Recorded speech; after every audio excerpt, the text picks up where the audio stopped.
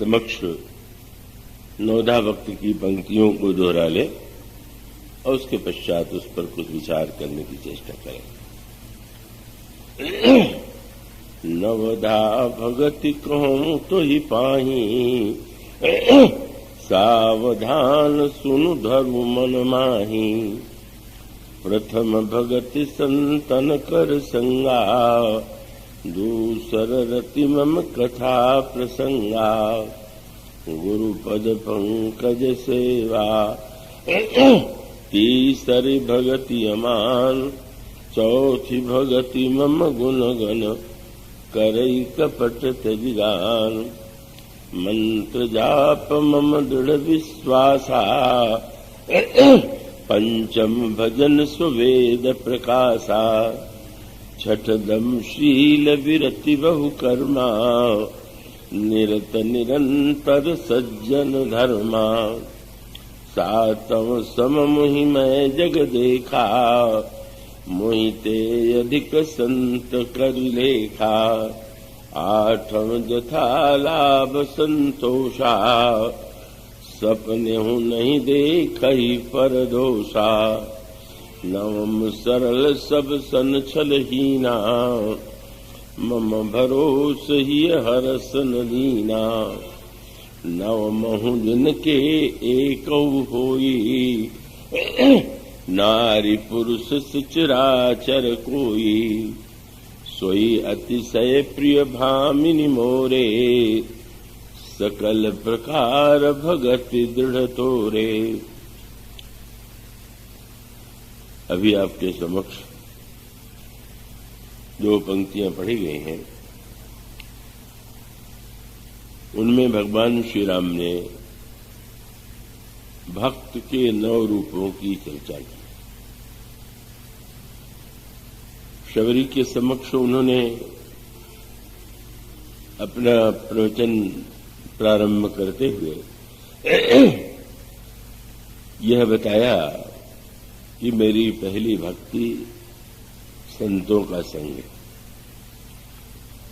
दूसरी भक्ति कथा श्रवण है, तीसरी भक्ति गुरु के चरणों की सेवा है, चौथी भक्ति है मेरे गुणगणों का कपट छोड़कर गायन करना, मेरी पांचवी भक्ति है मंत्र जप मेरे नाम का जब दृढ़ विश्वास पूर्वक करना, छठवीं भक्ति है इंद्रिय दमन शील, बहुत कर्मों से वैराग्य और निरंतर सज्जन धर्म का समाश्रयण, उनका पालन। सातवीं भक्ति के रूप की चर्चा करते हुए उन्होंने कहा, सातवीं भक्ति है सर्वत्र संसार में मेरा दर्शन करना, पर संतों को मेरी अपेक्षा भी अधिक स्वीकार करना, उनके प्रति श्रद्धा भाव रखना। आठवीं भक्ति के रूप में उन्होंने यह कहा कि जो व्यक्ति जितना लाभ हो जाता है उतने में ही संतुष्ट रहता है, स्वप्न में भी जो दूसरों के दोष का दर्शन नहीं करता। नवी भक्ति की चर्चा करते हुए उन्होंने कहा, नवी भक्ति है सरलता, जिसके जीवन में किसी के प्रति कोई छल है ही नहीं और एकमात्र मेरा ही आश्रय, मेरा ही भरोसा जिस व्यक्ति ने स्वीकार कर लिया है वह मेरा नवे प्रकार का भक्त है। और उसके साथ प्रभु यह कहते हैं कि 9 प्रकार की भक्ति में से एक भी भक्ति अगर किसी व्यक्ति के जीवन में हो तो मुझे अत्यंत प्रिय। शबरी ने प्रभु की ओर देखा, आप स्वयं मुझे ही बतावें कि 9 भक्ति में से मुझे किसका वर्ण करना चाहिए, किसको चुनना चाहिए। और प्रभु ने कहा कि सत्य तो यह है शबरी कि तुम्हारे जीवन में तो 9 प्रकार की भक्ति साकार हो रही, तुम्हें इनमें से 9 में से किसी एक को चुनना नहीं है। तुम तो नवधा भक्ति के जितने अंग हैं, जितने रूप हैं, वो तुम्हारे जीवन में विद्यमान है। शबरी मानस की अद्भुत पात्र है, अद्वितीय पात्र है। और भगवान श्री राम 14 वर्ष वन में रहे। किन किन महापुरुषों से उनका मिलन नहीं हुआ। महर्षि भरद्वाज, महर्षि ब्रह्मर्षि वाल्मीकि, महान ऋषि अत्रि, अगस्त्य और अनेक अनेक ऐसे महापुरुष थे जिनका प्रभु ने दर्शन किया। उनके प्रति उनको उन्होंने सम्मान दिया और सभी ने भगवान राम की स्तुति की, भगवान राम की प्रशंसा की, भगवान की महिमा का गायन किया। भगवान श्री राम इस वन यात्रा में 14 वर्ष में न जाने कितने महापुरुषों से मिले, किंतु एक अनोखी बात थी।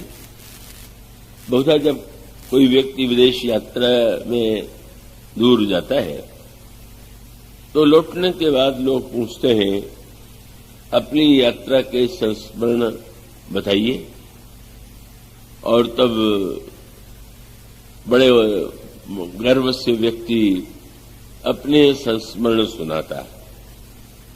कई संस्मरण तो सही भी होते हैं और कई बिल्कुल झूठे भी होते हैं।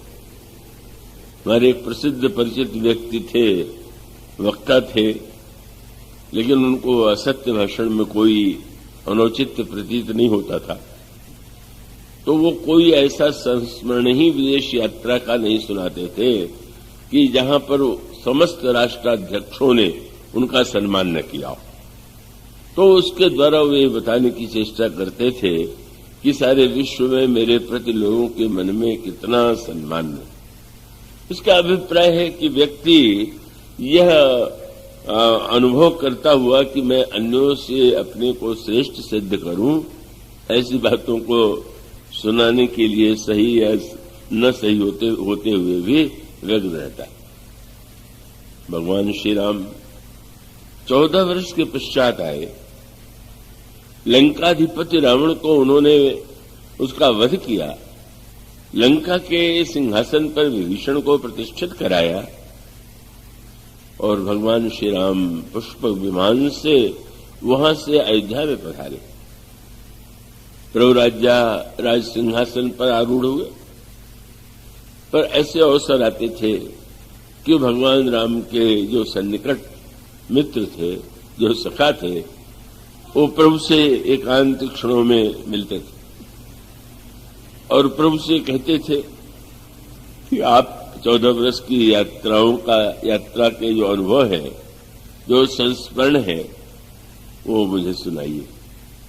और गोस्वामी जी ने बहुत लक्षण सी बात विनय पत्रिका में लिखी। प्रभु ने अपने मित्रों को कभी यह नहीं सुनाया कि भरद्वाज उन्हें किस दृष्टि से देखते थे, वाल्मीकि और अत्रि ने उनकी कैसी स्तुति किया, अगस्त्य जी ने उनको सम्मान दिया। इन महापुरुषों में से किसी एक का भी नाम प्रभु ने नहीं लिया। गोस्वामी जी की पंक्तियां हैं, मिली मुनि वृंद चलत दंडक बन, सो चर्चौ न चलाई। फिर चर्चा किसकी करते हैं? क्या अद्भुत वाक्य गोस्वामी लिखते हैं, मिली मुनि वृंद चलत दंडक बन, सो चर्चौ न चलाई। 12 बार गीध सबरी की, वर्णत प्रीति सुहाई। यह तो प्रभु को गिरिराज की याद आती है। मित्रों से कहते हैं कि एक ऐसे अद्भुत गीधराज मुझे मिले कि उनके समान महापुरुष, उनके समान समर्पित, उनके समान देहाभिमान से मुक्त कोई मैंने पाया नहीं। और भगवान दूसरा नाम लेते थे शबरी जी का, और वन में तो बस शबरी जी का दर्शन करके, उनसे वार्तालाप करके, उनके मीठे फलों का स्वादन करके मुझे ऐसी अद्भुत अनुभूति हुई कि मैं उसे भूल नहीं पाता। मित्र दूसरे दिन भी पूछते हैं, पर बार बार वो उन्हीं पर लौट के आ जाते हैं। कोई व्यक्ति एक ही बात बार बार सुनावे तो लगता है कि क्या इसके पास सुनाने के लिए इतना ही है क्या? तो भगवान श्री राम के पास तो सुनाने के लिए बहुत कुछ था, पर गोस्वामी जी कहते हैं नहीं, उन्होंने बस बार बार घुमा फिरा करके यही कहा कि हाँ, महापुरुष मिले, बड़े मेरे प्रति उन्होंने बड़ी कृपा की, मुझे आशीर्वाद दिया, लेकिन आप किसी न किसी बहाने से गीधराज और सबरी की सराहना करते हैं। क्या तात्पर्य इसका? इन दिनों जब मैं कभी समाचार पत्रों में पढ़ता हूं, कुछ वक्तव्य पढ़ता हूं, और जब ये पढ़ता हूं या कि वो गोस्वामी जी तो बड़े नारी निंदक थे, शूद्रों के बड़े विरोधी थे, पत्रकार भी मुझसे मिलते रहते हैं, मुझसे भी पूछते हैं इस विषय में, इन नेता ने ये कहा है, आपके क्या विचार हैं? मैं पत्रकारों से बड़ा डरता हूं, और डरता इसलिए हूं कि वो मेरी बात को किस रूप में रख देंगे, मैं दावे से कुछ नहीं कह सकता। और मुझे तो ऐसे अनुभव होते हैं कि मैं तो सोचता हूं कि पत्रकार लोग जब कभी वो पत्रकारों की गोष्ठी बड़े नगरों में की जाती है तो मैं बचने की चेष्टा करता हूं।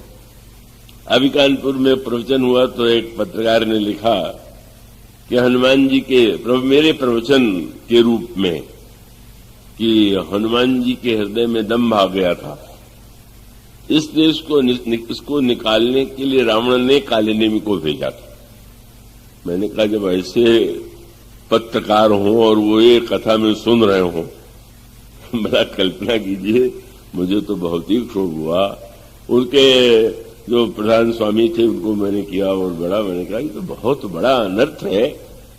इसका अर्थ है कि वो बात जो जिस संदर्भ में कही जाए उसको यथार्थ तो ग्रहण करना चाहिए। मैंने ये बताया कि सचमुच कितनी समस्या आती है, तो प्रश्न तो किए जाते हैं।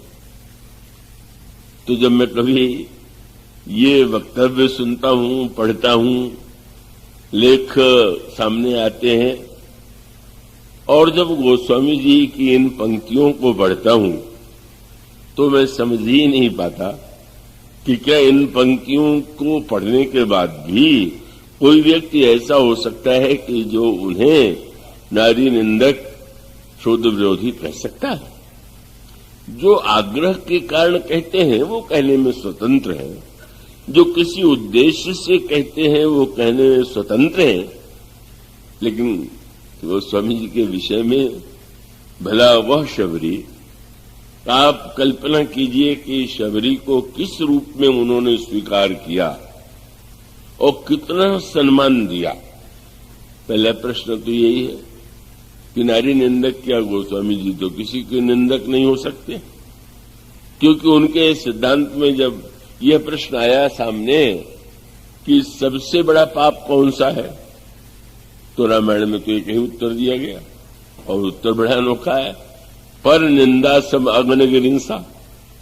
दूसरे की निंदा से बढ़कर कोई पाप नहीं है। अब अगर वो व्यक्ति यह कहने के बाद भी निंदा करने बैठ जाए तो स्वयं वो जो वाक्य कह रहा है उसके विरुद्ध उसका आचरण है, उसका व्यवहार है। तो वस्तुतः गोस्वामी जी तो किसी की निंदक हो ही नहीं सकते। और जिस भक्त ने यह लिखा हो कि श्री राम मैं सब जग जानी, करऊं प्रणाम जोर जुग पानी, संसार की समस्त स्त्रियां मेरे लिए का साक्षात सीता हैं, समस्त पुरुष श्री राम है, उसके विषय में यह कहना तो केवल दुराग्रह मूलक ही हो सकता है, यथार्थ में। उसको उस संदर्भ में मेरा न अभ्यास है, न मैं खंडन मंडन की शैली का व्यस्त रहा हूं, पर मुझे लगता है कि हमें चाहिए कि गोस्वामी जी का जो दर्शन है, गोस्वामी जी का जो दृष्टिकोण है, उसे हम हृदयंगम करें, और हृदयंगम केवल विवाद के लिए नहीं करें, अपने जीवन में उसको साकार करने के लिए करें। और इस दृष्टि से रामायण में बड़े महत्व का सूत्र है। कुछ गंभीर बातें कहना चाहूंगा। ये अनोखी बात है कि छतरपुर नगर भले ही छोटा हो, पर यहां गंभीर बातें कहने में मुझे संकोच नहीं होता है। बड़े नगरों की अपेक्षा भी अधिक कह लेता हूं।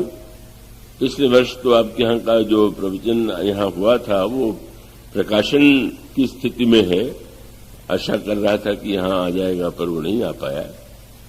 किंतु उसके लिए मैं आशा करता हूं कि आप पूरी एकाग्रता और तन्मयता से यही सिद्ध करेंगे कि मेरा आप पर जो विश्वास है वो बिल्कुल सही। देखिए, मानस का मूल सूत्र यह है, इस दृष्टि से आप विचार करके देखिए कि शबरी नारी भी है और जाति की दृष्टि से शूद्र भी है, किंतु आप भक्ति परंपरा पर दृष्टि डालने की चेष्टा करें। और भक्ति परंपरा में जो बड़ा गंभीर सूत्र है, और वो गंभीर सूत्र यह है कि उन्होंने यह कहा कि माया भी नारी है और भक्ति भी नारी है। अब उन शब्दों की गहराई पर आप दृष्टि डालिए। जब वे कहते हैं कि माया भगत सुनहु तुम दो, नारी वर्ग जानहि सबको, माया और भक्ति दोनों ही नारी वर्ग है, तो इतना बुद्धि तो होनी ही चाहिए कि जब वे निंदा करेंगे तो माया रूपी जो नारी है उसकी निंदा करेंगे, और भक्ति रूपा जो नारी है वो तो उनकी आराध्या है, वो उनका परम लक्ष्य है, वो तो उन्हीं के प्रचार और प्रसार के लिए निरंतर व्यग्र है। और तब आपके सामने दो सूत्र, दो चरित्र आएंगे। पहले तो दंडकारण्य पर दृष्टि डालिए, जहां यह संवाद हुआ। संवाद की पृष्ठभूमि क्या है? संवाद किस विशेष परिस्थिति में प्रस्तुत हुआ? बिजली वैसे मत दिखाओ भाई, बिजली क्या?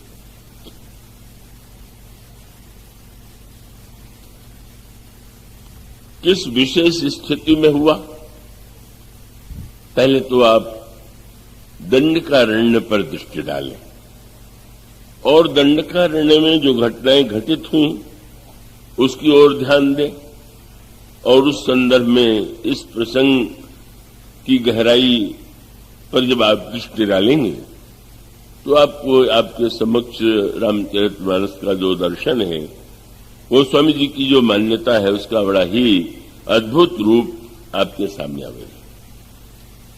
गोस्वामी जी, ये जो वन शब्द है उनके लिए बड़ा सांकेतिक शब्द है, और वो वन को कई भिन्न भिन्न रूपों में प्रस्तुत करते हैं। भगवान राम के चरित्र में भी वन का बड़ा महत्व है, और भगवान कृष्ण के चरित्र में भी वन का बड़ा महत्व है। भगवान राम के चरित्र में एक महानतम वन है जहां वे निरंतर निवास करते हैं। वह है विंध्य पर्वत में चित्रकूट का वह वनस्थली, जिसके लिए गोस्वामी जी कहते हैं, चित्रकूट में बसत प्रभु नित्य सिय लखन समेत। और वहां पर भगवान कृष्ण की लीला में, समस्त लीलाओं में वृंदावन की लीला वो सर्वोच्च सर्वश्रेष्ठ रूप में प्रतिष्ठित है। यह जो वन है उसको भी गोस्वामी जी दो रूपों में रखते हैं।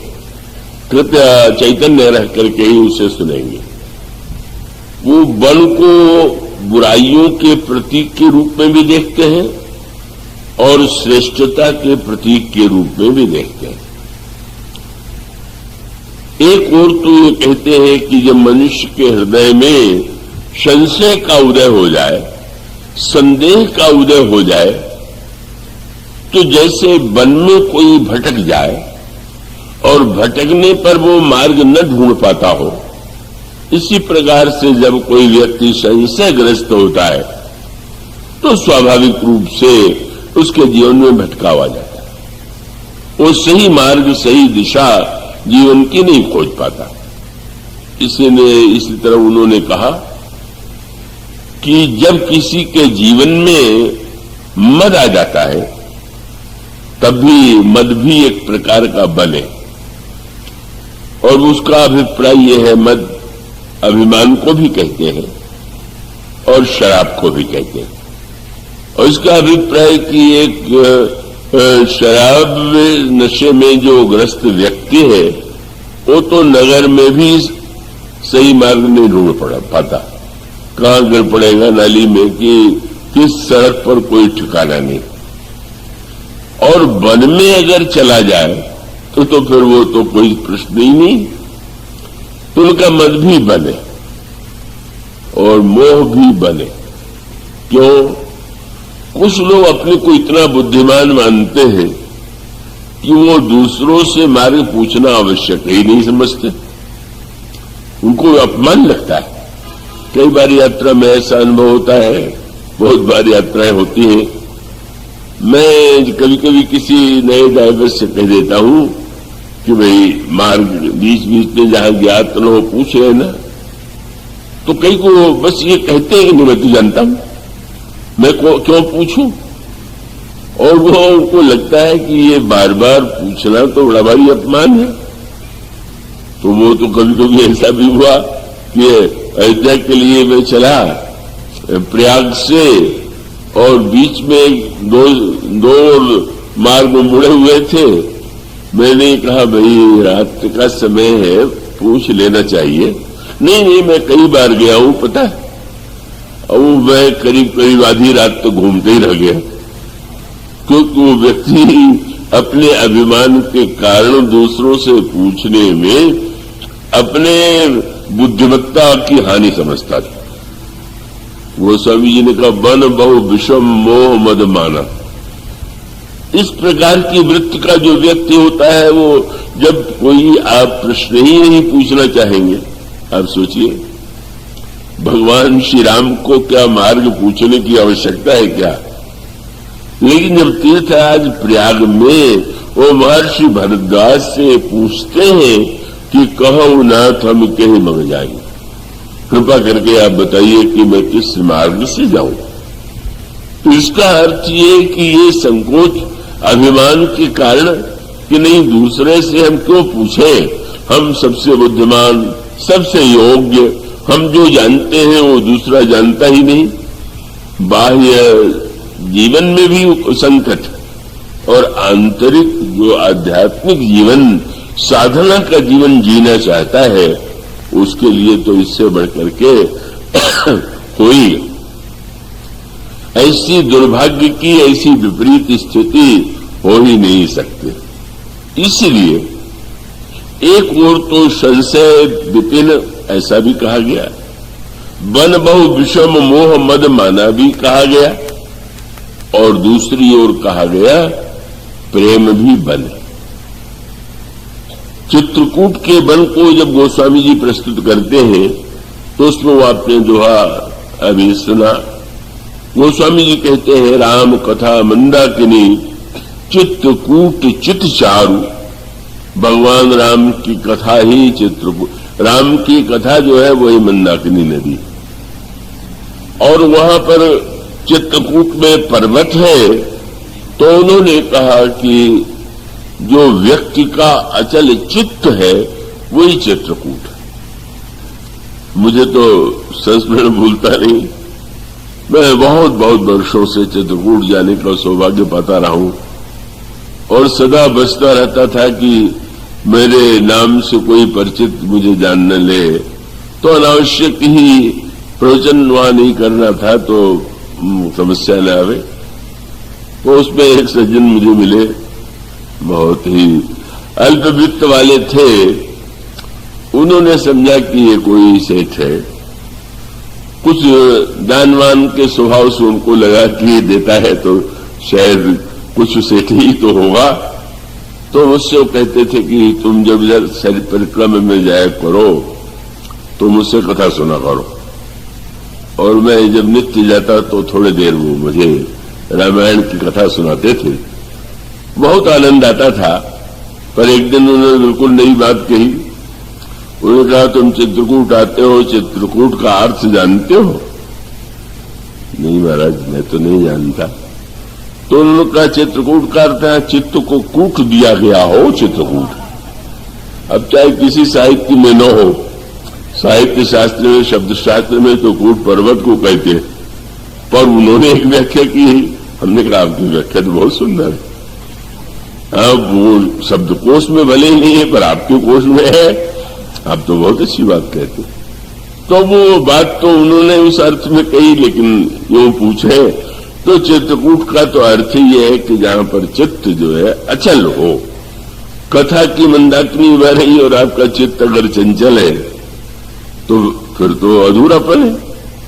तो चित्त अचल हो, राम कथा की मंदाकिनी बह रही हो, और वन भी तो चाहिए।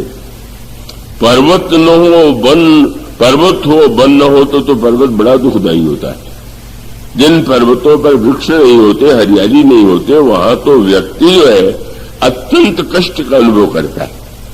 जो चित्रकूट में तो नदी भी है, पर्वत भी है और वन भी है। वन क्या है? राम कथा मंदाकिनी चित्रकूट चित चारु, तुलसी सुभग स्नेह वन, से रहो वीर विवाह। बिहार ये स्नेह वन है, चित्त जो है वो चित्रकूट है और रामकथा मंदाकिनी। इसका अभिप्राय स्नेह पूर्ण अंतःकरण से, अचल चित्त से जब राम कथा श्रवण की जाती है तो जैसे चित्रकूट में प्रभु निवास करते हैं, का उसी प्रकार से सुनने वाले के हृदय में भी प्रभु का निवास होता है। ये गोस्वामी जी आश्वासन देते हैं। तो एक और मानो सूत्र यह है कि जब हमारे अंतःकरण में संशय, मोह, भ्रम, अभिमान होता है तो भी हम जीवन में भटक जाते हैं, और प्रेम के बल में भी भटक जाने की संभावना है। क्योंकि प्रेम का मार्ग तो बड़ा विचित्र है। प्रेम का मार्ग कुछ एक प्रकार का नहीं। ये प्रेम का जो पंथ है इतना विचित्र है, इतना छोटा है। प्रेमियों का स्वभाव, प्रेमियों का व्यवहार, प्रेमियों का आचरण इतना भिन्न भिन्न है कि प्रेम में भटकाव है। पर इस भटकाव में इतना अधिक आनंद है जितना मार्ग में भी नहीं। हमारे उमा शंकर जी व्यास ने अभी आपके सामने संभवतः सुतीक्ष्ण जी का चरित्र प्रस्तुत किया है। तो सुतीक्ष्ण जी भी मार्ग भूल गए थे, वो उसकी चर्चा करेंगे। तो भूल गए तो बहुत लाभ हुआ। और भूल जाने का अर्थ है कि जब कोई प्रेम के बल में भूल जाता है तो भगवान उसे खोजने के लिए स्वयं निकल पड़ते हैं, उसके पास आ जाते हैं। तो ये प्रेम जैसे यहां सुतीक्ष्ण जी का है और चित्रकूट के प्रसंग में श्री भरत जी का है। श्री भरत जी जब जाने लगे श्री अवध से चित्रकूट तो उन्होंने निषाद राज जी से कहा कि आप प्रभु के साथ वन में गए तो आप कृपा करके मेरे साथ चलिए। कोई मार्ग दिखाने वाला तो चाहिए। और सचमुच अनोखा दृश्य था जब निषाद राज मार्गदर्शक और भरत उनके पीछे अनुगमन करने वाले व्यक्ति के समान यात्रा कर रहे थे। बड़ा विलक्षण आनंद और गौरव का अनुभव हो रहा था निषाद राज को। मेरा कितना बड़ा सौभाग्य है कि मैं श्री भरत को मार्ग दिखा रहा हूं। पर गोस्वामी जी ने कहा चित्रकूट के वन में पहुंच करके तो उनकी दशा क्या हो गई। सखन स्नेह विवश मग भूला, मार्ग दिखाने वाला स्वयं मार्ग भूल गया। मानो प्रभु ने ये कहा कि तुम्हें जो गौरव मिला है उससे भ्रम न पाल लेना कि तुम श्री भरत को मार्ग दिखला सकते हो। सत्य तो ये है कि भरत जैसे जी प्रेमी अन्य लोगों को तो मार्ग से चलना पड़ता है, पर भरत जैसा प्रेमी जिधर चलता है वही मार्ग हो जाता है। तो वो तो जो उनकी चेष्टा है, उनकी वाणी है, जो उनका कथन है, वो सब का सब जो है वही तो साक्षात वही प्रेम का दिव्य रस है। और एक अनोखी बात हुई कोई मार्ग भूल जाए तो कहेंगे कि बड़े ना समझिए, लेकिन जब भूल गए तो एक नई बात हुई। क्या? सखई स्नेह विवश मग भूला, कहीं सुपंथ सुर बरसहि फूला। आकाश से देवता फूल बरसाने लगे। ये स्वार्थी देवता, जिनको ये चिंता हुई थी कि भरत राम से भेंट न हो जाए, कहीं भरत प्रभु श्री रामभद्र को लौटा न ले, वो पुष्प बरसाने लगे। बोले ये भूलना तो याद करने की अपेक्षा भी न जाने कितना अधिक श्रेष्ठ है, कितना आनंदमय। तो ये जो एक ओर यह प्रेम बल है और दूसरी ओर संशय मोह अभिमान का भी भ्रम है। अब आप एक विचित्र संधि पाएंगे और वो ये है कि भगवान श्री राम चित्रकूट में यदि चाहते तो 14 वर्ष आनंद से बिता देते और 14 वर्ष आनंद से बिता देते, लौटाते। मां कैकेयी ने वन में रहने के लिए कहा था, किसी विशेष वन में रहने की आज्ञा नहीं दिया, पर प्रभु जो है निर्णय करते हैं कि नहीं, मुझे चित्रकूट से आगे की ओर जाना चाहिए। और उसी वन के बदलाव में, यात्रा में ही वो महाविपत्ति सांसारिक दृष्टि से, व्यवहारिक दृष्टि से प्रभु के सामने आई, जिसमें इतना संघर्ष, इतना युद्ध, इतनी क्या समस्याएं उत्पन्न हुई। किंतु प्रभु ने जानबूझ करके उस वन में प्रवेश किया और उसका उद्देश्य यह था कि प्रभु का जो अवतार हुआ है वो स्वयं अपने सुख के लिए तो नहीं हुआ। प्रभु जब चित्रकूट को छोड़ करके चलते हैं तो उसके पीछे एक तात्पर्य। प्रभु यह जानते थे कि इस वन, यह जो देश के संदर्भ में और साधक के जीवन के संदर्भ में यह समस्या आती है कि वह सर्वदा प्रेम की स्थिति में ही तो नहीं होता। कभी कभी जीवन में ऐसी समस्याएं आती है का बुरे व्यक्तियों की बात तो जाने दीजिए, जब श्रेष्ठ साधक के जीवन में भी संदेह उत्पन्न होता है। अच्छे साधकों के जीवन में भी कभी मोह उत्पन्न हो जाता है और तब भगवान जानबूझ करके चित्रकूट के उस आनंदमय वन से निकल करके महर्षि अत्रि से आज्ञा लेते हैं, आयस होई जाऊं वन आना। अगर आपकी आज्ञा हो तो मैं अन्यत्र वन में प्रस्थान करूं। महर्षि अत्रि जानते थे प्रभु के चरित्र का अवतरण का उद्देश्य क्या है और बड़े हृदय, भरे हृदय से, यद्यपि श्री राम से को विदा करना उन्हें अच्छा नहीं लग रहा था, उन्होंने यही कहा कि अविधि कहूं जाओ वन स्वामी, मैं कैसे आपसे कहूं कि आप जाइए। लेकिन वो जानते हैं कि प्रभु ने जो अवतार लिया है उस उद्देश्य की पूर्ति के लिए, उस उद्देश्य की पूर्ति के लिए उन्हें उस वन में प्रविष्ट होना ही होगा।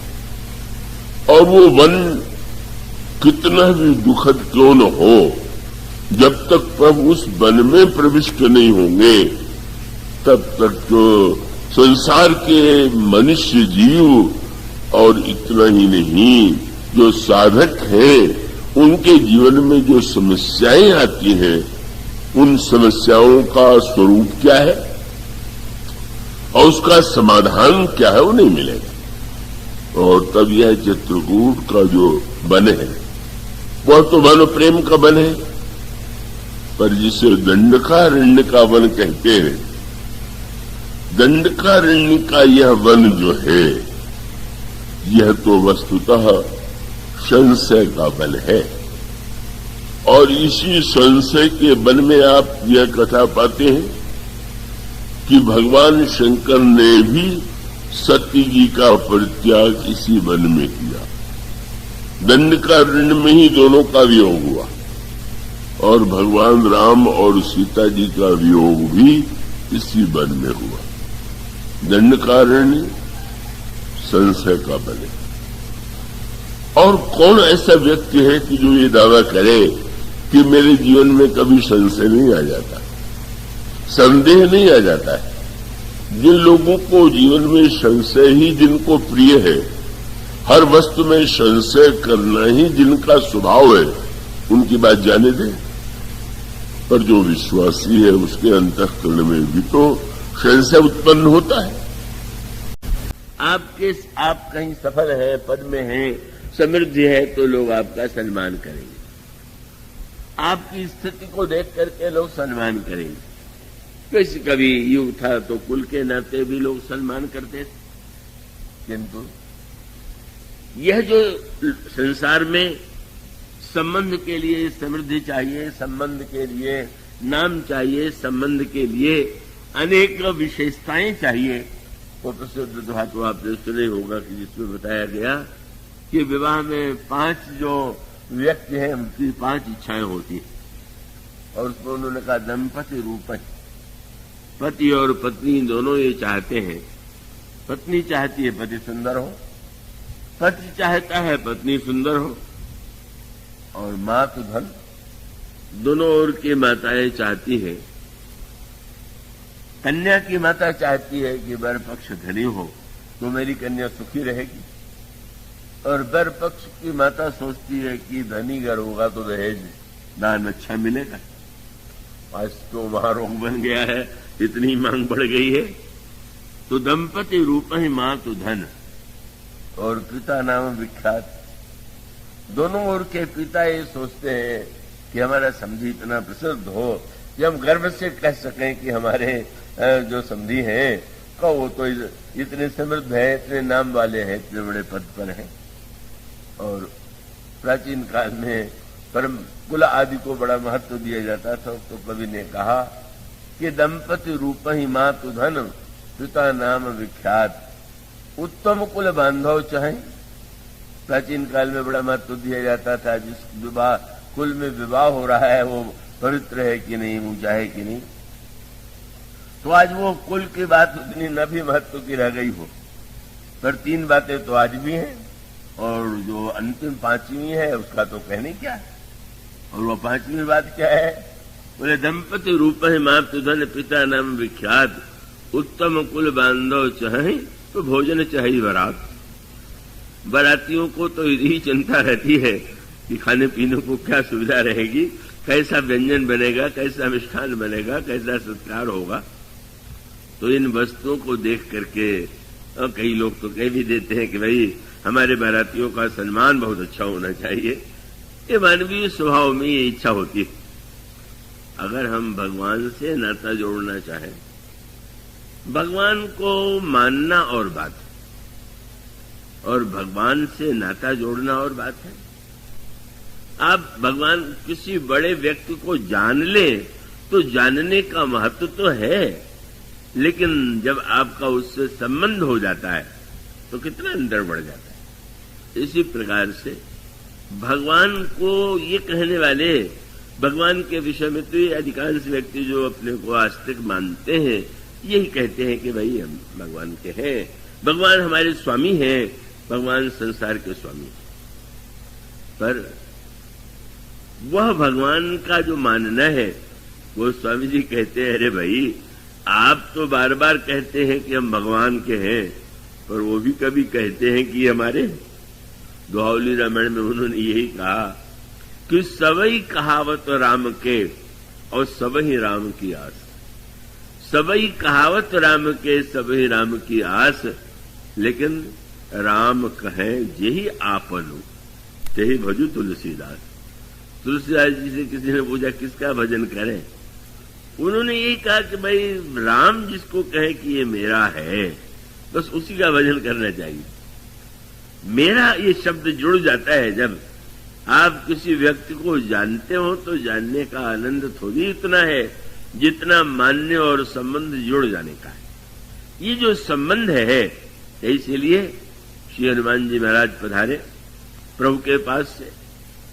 हनुमान जी के संदेश को सुन करके उनकी वाणी से भरत जी कि आंखों में अश्रु प्रवाह होने लगा, गदगद हो गए और यही कहा कि आपको हम क्या दें, यही संदेश सरिस जग माही कर विचार देखो कछु नाई।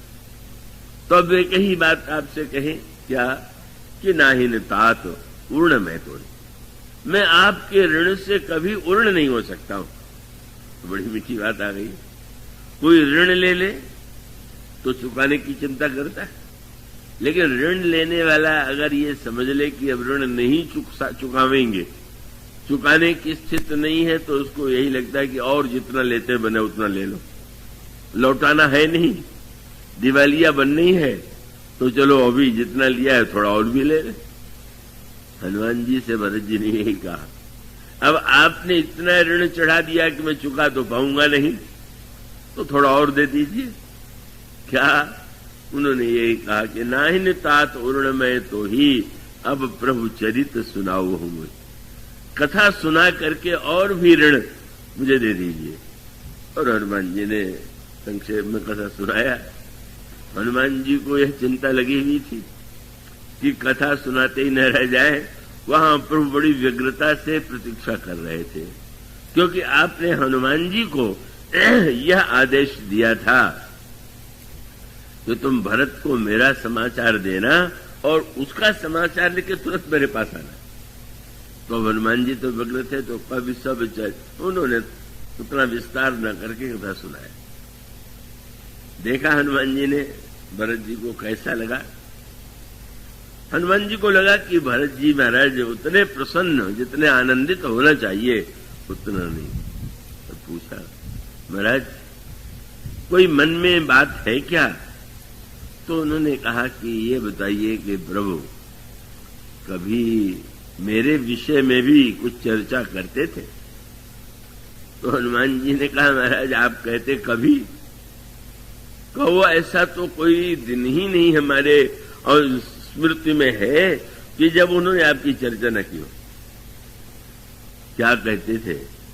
कहते थे भरत के समान वैराग्यवान कोई नहीं, आज तक विश्व के इतिहास में कोई ऐसा वैरागी नहीं। एक दिन कहने लगे संसार में जितने पुण्यात्मा हैं, हुए हैं और होंगे, भरत उन सबसे आगे। कभी कह लेते थे कि भारत में तो शरणागति की जो दिव्य भावना है, वैसे ही शरणागति तो आज तक किसी के जीवन में है ही नहीं।